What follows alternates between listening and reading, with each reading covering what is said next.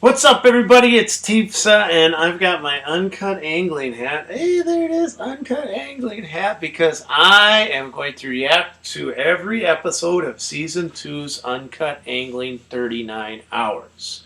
This is my reaction for Episode 1 of 39 Hours, brought to you by Aquaview. Alright? One thing I'm not going to do, I am not going to put any footage from the actual show in this video. I do not want to step on any toes, especially toes of the show that I love the most. I'm a huge fan of uncut angling, and I think this is the best fishing tournament there is ever. It's so unique. It's different because you are targeting different species of fish, and the biggest one is all that matters. You actually steal points from other people if you catch a bigger fish of the same species than they do. If you're not familiar, go watch it right now. Go watch it right now. I'll put the links down below. I'll see if I can add like a card here on this, but watch Season 1 in its entirety. There's 9 episodes. And then watch Season 2, Episode 1. Alright? Do that and then come back here. Alright, you good? You watch that stuff? Let's talk about it. Let's do it. Alright, my initial reaction to this episode. What? It's only pre-fishing? Come on, I thought the tournament was going to start. It's really cool though, because I think they're trying to introduce people into the show that aren't familiar with the first season. There are some changes, and I'm going to go over those right now because that's what I was reacting to. That's what I was thinking about when I was watching the show. First, I miss Manny. Manny was on Team Manitoba with Aaron Wiebe last time, and he's gone. He was super fun to watch. He was a good angler, too. In Season 1, Team Manitoba tied for the victory. They lost in overtime, but that's going to be something I miss. A different change that happened too is Jay, who is the cameraman for the Konrad Brothers, is now Aaron's partner. So he gets a great partner. I miss Manny, and I love Jay. It's just going to be different watching them. It's going to be different watching that dynamic. I think they're going to be a little more serious. Another change, there's a new team. There's 4 teams instead of 3 this year. The new team also is stationed in a different area, my home state of Wisconsin. This new team, I gotta say these sponsors right, is Team Acme Kalins. They are Alex Peric, who's the youngest one by far, and Haataja, a professional angler that's around southeastern Wisconsin, well, all over Wisconsin. That's an interesting area that they can fish. There's probably different species they can target, and it's an interesting duo. Another change that's interesting is it's only 10 inches to get on the board instead of 12. So if you catch a giant bluegill, it's going to be easier to get a perch on there. If you catch a rock bass, all those fish that are like panfish, you will, or don't get very big, but big enough to score, are now in play. That's huge, because you could be targeting things like that and get points for fish that aren't as big. So, like a sauger might appear now. You know, there's some changes definitely that will impact the board. Like last time, 8 points was the winning score. I think you're going to have to get the double digits now to win. You're going to have at least 10 species that are bigger than anybody else, I think, this year to win. Another thing is a live update board. Now, let's say you are watching the live update board, and I guarantee this, the Konrad Brothers are going to catch a giant lake trout. They just are. They're going way up north. If you see like a fish that's like huge, you won't waste your time on that. So I think because they have a live update board this time compared to when they didn't, people are going to avoid the giant fish and then target things that they can catch. So you're going to see battles over fish in the middle where they're like, oh, I can't catch a species this large. I'm going to go target this other species that might be on the board, but I know I have a chance at. So that might save the angler's time and eliminate some of the mystery. And I'll end this review with some predictions. Let's go over all 4 teams. We'll start with the creators. We'll start with Uncut Angling and Team Manitoba. They tied and lost last time.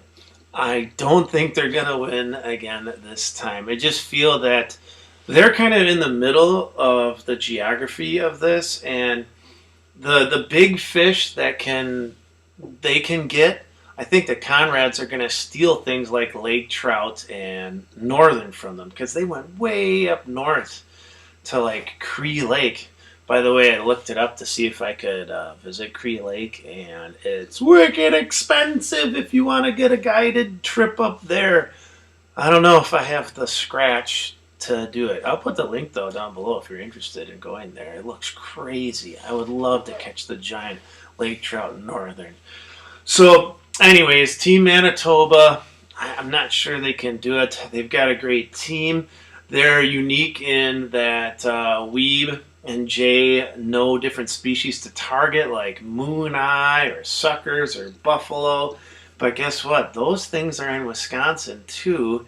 And amateur Tifsa has caught big ones. So I'm thinking that maybe the Wisconsin team could steal those points they think they're going to get. Then let's go to the Konrad Brothers. They're Team Dakota Lithium. They won in overtime last year by having the biggest walleyes in overtime. They tied with 8 points. I think that, to be honest, is the team to beat. They're probably going to catch the biggest northern. They're probably going to catch the biggest lake trout. And they're probably going to get a grayling because they're way the heck up north. So there's 3 points that I don't think anybody's going to steal from them. And they're going to get it in like the first 6 or 7 hours of the show. So Saskatchewan, they're probably going to get, they can also catch burbot. They got these freak rainbow trout in this Lake Diefenbacher or wherever that is that they catch. So there's some giant fish that they can catch. I think they're going to win. The other 2 teams to me are wild cards. Did you know last time with the team Tackle Box Lottery, that's Taro and Paul, they technically caught 8 fish, 8 species that are big enough. They caught a muskie, but it's out of season where they were, so they didn't count it. But nobody else caught a muskie. Technically, it was a 3-way tie. Also, I think they had a coho salmon on last time, and they lost it. And if they caught that coho, it would have been a tie. And if the muskie was counted, they would have won. So they're the wild card. I mean, in this episode, they caught a giant drum, a huge one, like a 30-incher. I don't think anybody can do that. So they're a wild card to me. They have a chance of catching some crazy big fish. They had the biggest carp last time, too. So they have a chance. They also have the Great Lakes. You know, they could catch a lot of different species that are in the Great Lakes that I think the Canadian teams that aren't bordering a Great Lake have access to. And then finally, the new team, my home state team, Team Acme Kalins with Alex Peric and Eric Haataja. They're another wild card. I don't think they're going to win just because, I mean, there isn't these giant lake trouts. There aren't giant burbot. There's not giant northern that I think are really accessible. It's fished a little harder here in Wisconsin. There's more pressure on a lot of things. So I think that's just going to be hard for them to compete with some of those fish that are in every area. It is possible, though, that they catch some fish that other people don't. I wonder if they're going to go after flathead catfish. I wonder if they're going to get some big channels. I wonder if they go to the Mississippi River, the Wisconsin River. You know, there's sturgeon in here, but I don't know if they can catch them because I think it might be out of season in Wisconsin when this is filmed. They're another wild card. So those are my thoughts. I love this episode so much. It gets me so hyped for the start, the official start, which will be episode 2 of season 2. But please watch it. It's such a great series. I am so happy. This is like the Super Bowl for me, and it's like another episode of the Super Bowl each week. That leads me to my final thought. This is so great that it's on YouTube. I don't know that you guys realize this because I have a little background with, TV and film and whatnot. But if it was on like Netflix or a regular TV channel, the hands that would be in on how it's produced would be so different. You know how they edit it so dramatic and add these cheesy music to stuff like that when they're doing it on like network TV. No, the control is in the hands of the fishermen that are doing this. It is so great. Anybody with internet access can watch it. We get to enjoy, which is possibly the greatest fishing tournament there is in the world. And there's a new episode every week on Wednesday.